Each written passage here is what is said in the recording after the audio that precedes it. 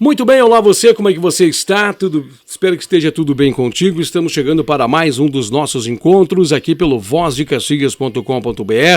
Por aqui é Dinho Soares, junto com você em mais uma de nossas edições para que nós possamos aproveitar esses nossos momentos e vir trazer pautas, referente à programação que nós temos estabelecidas para esta semana.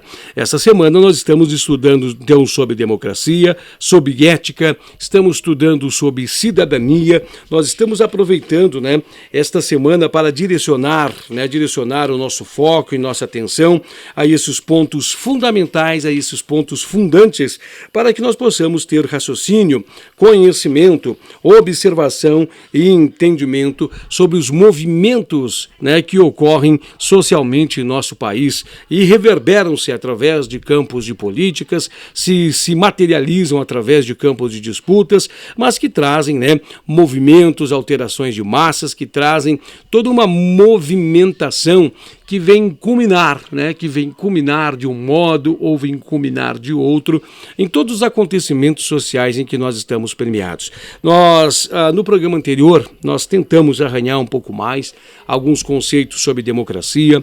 No programa anterior, nós mergulhamos, nessa questão da racionalidade, sobre o que é o coletivo, o que significa, a questão da democracia. E no final da nossa jornada, a gente refletiu, sobre que mesmo quando a pessoa não está integrada, não está inteirada, não está participando democraticamente, ela está exercendo o seu direito, ela está exercendo um direito de estar ali, um direito de não participar, que também é um direito coletivo.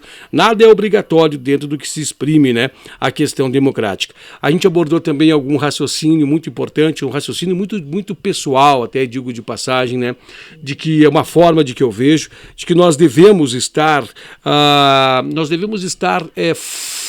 construindo, o saber da ética, o saber da política, o saber da expressão cidadã, a consciência desde o início da formação educacional, para que nós tenhamos uma sociedade mais racional, para que nós tenhamos uma sociedade mais compreendida de como é que funciona os seus três poderes, o que é um poder legislativo, o seu poder executivo, o seu poder judiciário, para que nós possamos refletir sobre tudo isso. Você já parou para analisar, que a gente chega a uma determinada fase adulta, algumas pessoas estão agora ainda mais com esse peso, deixado pelo regime militar ou deixado pelo momento ditatorial militar, não sei como é que você vê esse período, deixou aí numa chaga muito grandiosa. Nos dias de hoje, pessoas que têm já uma determinada idade, pessoas que já estão na chamada idade de ferro, quando dialogada com elas, quando trocada ideias com elas, elas não sabem o que é uma função de um senador, o que é uma função por vezes, de um deputado federal, o que é a incumbência que eles têm nas mãos, o que é hoje, um presidente que preside, um Senado, o presidente do Congresso Nacional. A gente começa a conversar com tudo isso e parece que são assuntos que nos fogem ao entendimento. As pessoas passam adormecidas nos campos de assuntos quando são deliberados tudo isso. O detalhe também, quando as pessoas são convidadas a uma audiência pública. Você sabe o que isso significa? Você sabe qual é a importância de você estar na audiência pública? Você sabe qual é o teu papel de você estar lá na audiência pública?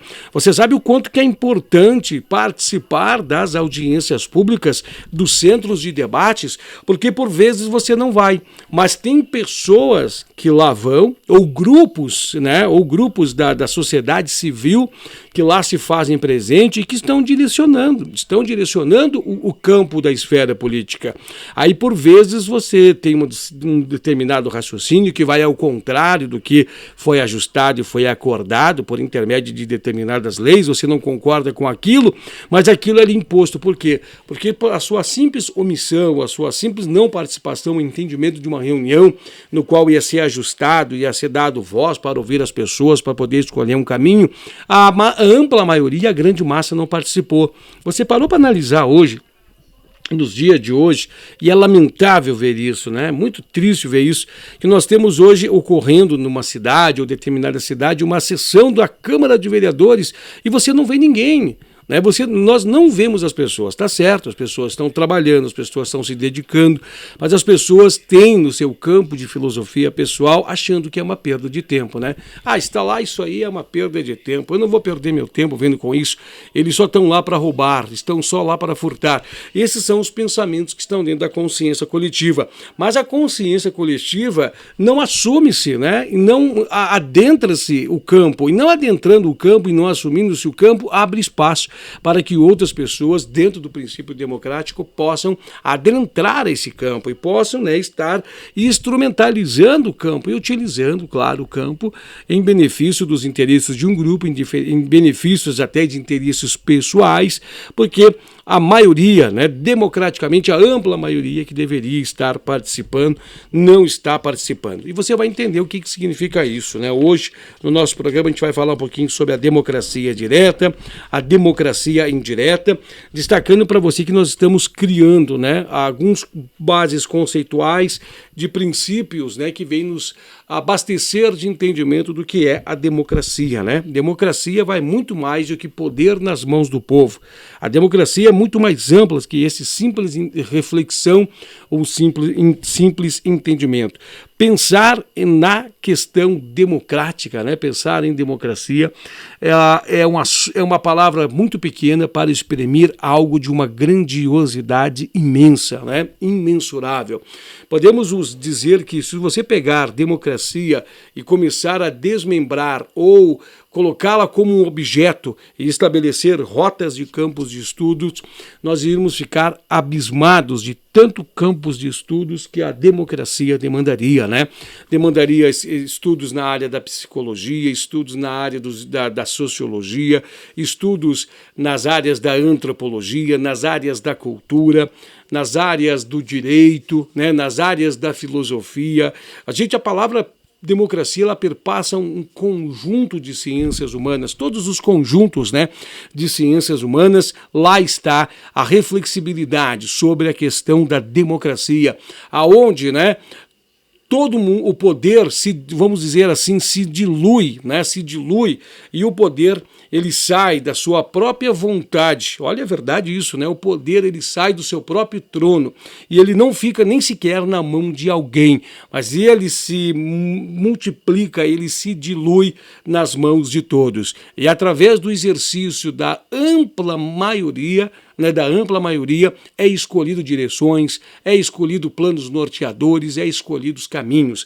Então você faz parte de tudo isso, você está dentro desse processo, mesmo que você esteja inconsciente, você está dentro do processo e democraticamente você é um agente de transformação, você é o agente, né, de ação nisso tudo. Até mesmo quando você não age, você está agindo, né, pela inação, mostrando de certa forma um descontentamento e na sua ação você está mostrando a transformação, o contentamento, a articulação, a ideia de buscar mudança. Bom se fosse assim, né? Se todos nós estivéssemos conscientes, cônscios, integrados, inteirados, reflexivos, de posse de entendimento para que nós pudéssemos, né, de um jeito ou de outra, sermos pessoas presentes, né, estarmos ali de corpo presente para que nós possamos estar entendido, compreendido de todas as situações, todas as mudanças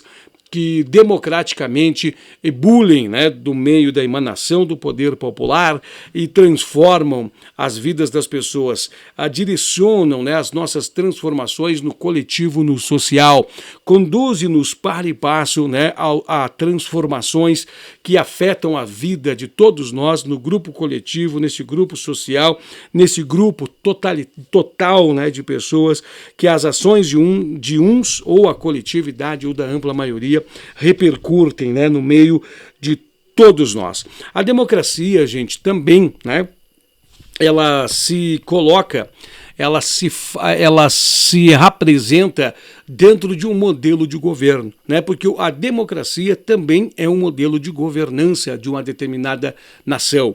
Democraticamente, ela cria-se, né, pelos princípios democráticos da vontade do povo, cria-se um sistema de governo, no qual ele não tem, né, a centralização no poder de uma pessoa, mas ele é centralizado em algo. No que ele é centralizado? No chamado contrato social. O que é o seu contrato social? É a sua Constituição.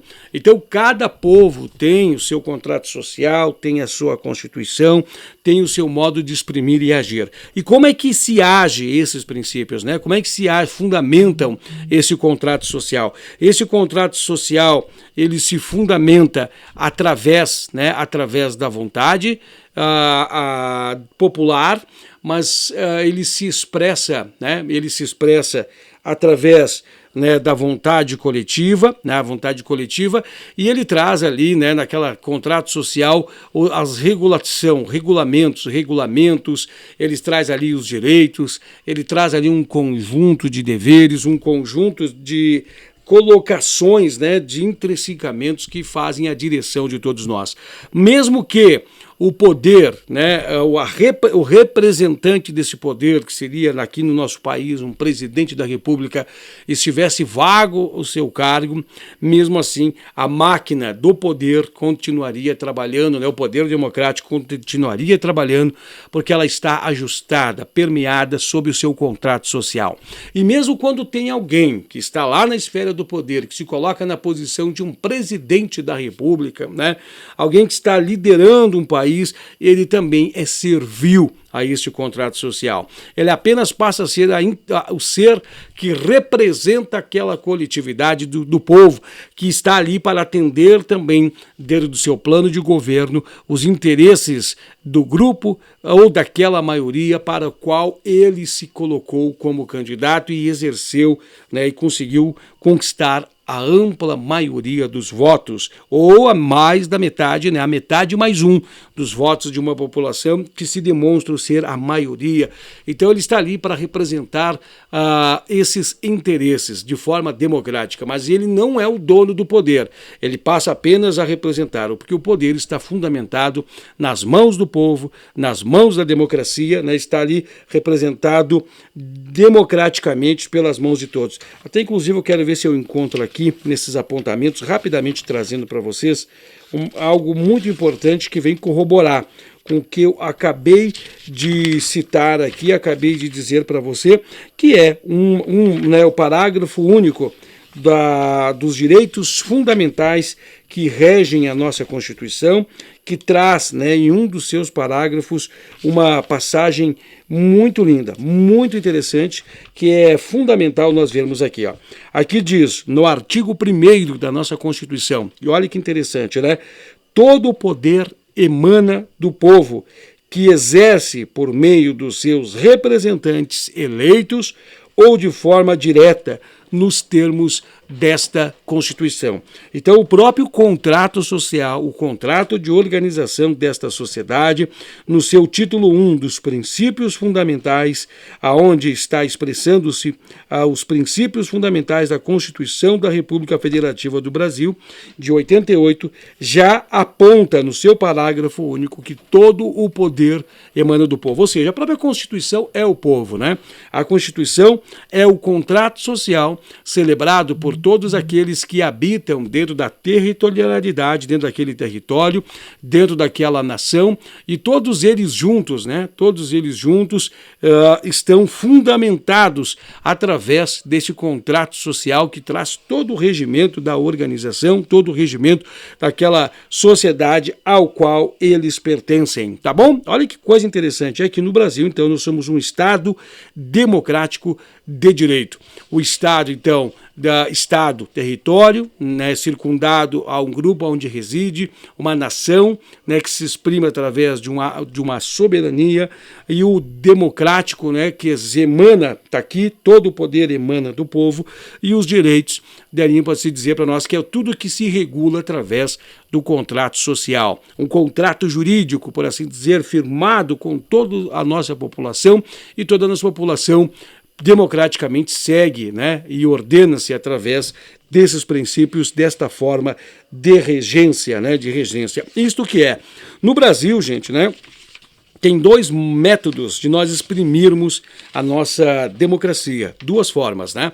Nós temos a forma direta, né, no qual nós estamos exercendo diretamente o nosso poder, seja por meios de referendo, no qual nós vamos referendar ou não atos ou